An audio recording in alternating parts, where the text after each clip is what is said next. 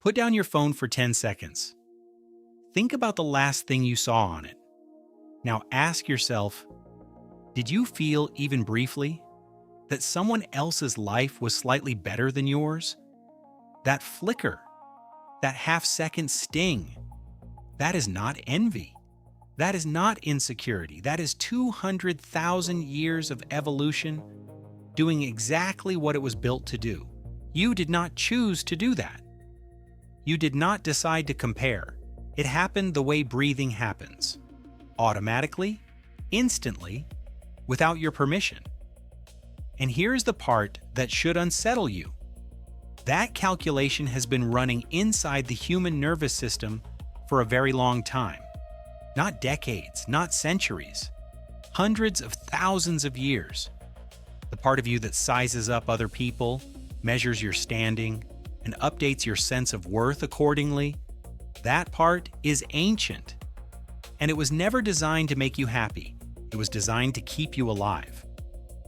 In 1954, a social psychologist named Leon Festinger published a theory that would quietly explain more about human behavior than almost anything that came before it. He called it social comparison theory. His central claim was simple and devastating. Human beings have a drive to evaluate their own opinions and abilities, and in the absence of objective standards, they do this by comparing themselves to other people. Not occasionally, constantly. It is not a flaw in your character. It is a feature of your cognitive architecture. But Festinger's insight only scratches the surface. Because the question is not just that you compare, it is why. And to answer that, you have to go much further back than 1954. Picture the world your ancestors lived in. Not ancient Rome, not medieval Europe. Go further. 99% of human evolutionary history was spent in small bands of hunter-gatherers, rarely more than 150 individuals, a number the anthropologist Robin Dunbar later identified as the cognitive limit of stable social relationships. In that world, your position in the group was not an abstraction.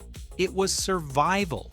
If you were valued by the group, you ate, you were protected, you had access to mates, to resources, to the cooperative labor that made staying alive possible.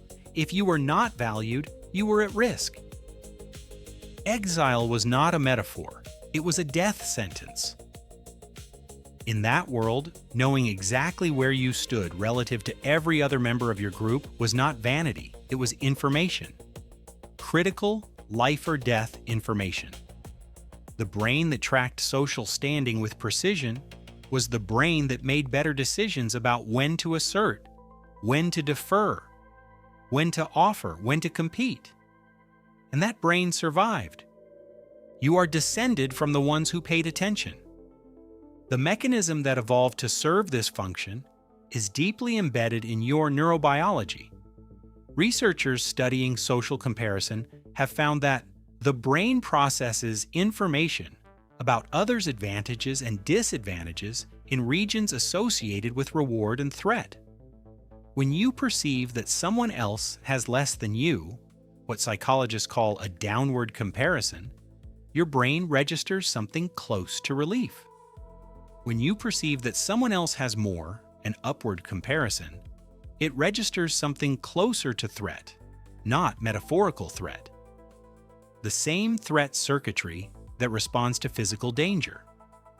In 2012, researchers at the California Institute of Technology, led by Ming Xu, used neuroimaging to study how the brain responds to inequality.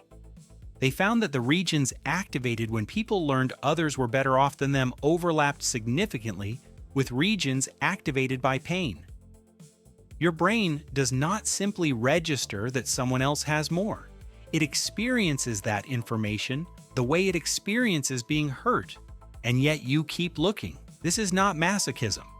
It is the ancient system doing exactly what it was built to do, scanning the social landscape for threats to your position, just as it once scanned the physical landscape for predators. The problem is the landscape changed. The group of 150 became a city of millions. and then the internet arrived. For most of human history, you could only compare yourself to the people you could actually see. The range of comparison was limited by the range of your senses. The most successful person you could compare yourself to was the most successful person in your village. That was your benchmark. That was the ceiling of the possible. Now the ceiling is infinite. Now your comparison pool is everyone who has ever posted a highlight reel of their life online. You are running ancient hardware on a modern operating system, and the mismatch is breaking something. Psychologist Sherry Turkle has written extensively about how digital environments warp our sense of social reality. We see curated performances of other people's lives, the promotion announcement, the vacation photo, the wedding, the achievement. And our ancient comparison machinery processes each one as if it were a direct threat to our standing in the group. The brain does not know the difference between a real rival and a filtered image. It just runs the calculation. And here is the cruelest part of the design. The comparisons that hurt you the most are almost never with people who are very different from you. Research consistently shows that you compare most intensely with people who are similar to you in relevant ways. Same age, same profession, same starting point. A first-year lawyer does not lie awake comparing themselves to a Supreme Court justice. They compare themselves to the colleague who made partner first. Festinger noticed this too. Similarity amplifies comparison. The closer someone is to your own life, the more their success or failure feels like evidence about what your own life could or should be. Your brain is not trying to torture you. It is trying to calibrate. It is asking, given what I can see in my environment, am I on track? Am I doing what needs to be done to stay valuable, to stay connected, to stay safe? The problem is the environment is now flooded with carefully selected signals that were never meant to be calibrated against. You were not built for Instagram, you were built for a campfire. The philosopher Alain de Botton, in his book on status anxiety, argues that modern societies have replaced the fixed hierarchies of the past with the promise of meritocracy, the idea that your position is entirely the result of your own effort and talent. This makes inequality feel more personal, not less. If anyone can rise, then failing to rise must be your fault. The ancient social comparison machinery, which once simply tracked where you stood in a stable group, now runs against a backdrop of infinite possibility and personal accountability. It is a perfect engine for suffering. But here is what is also true. The same mechanism that causes you pain can be used deliberately. Upward social comparison, comparing yourself to someone who is doing better than you, has been shown in controlled studies to increase motivation and effort when it is framed as information rather than judgment. When you look at someone who has achieved what you want and ask how rather than why them, you convert a threat signal into a navigational tool. Downward comparison, used mindfully rather than as a defense, can generate genuine gratitude rather than false superiority.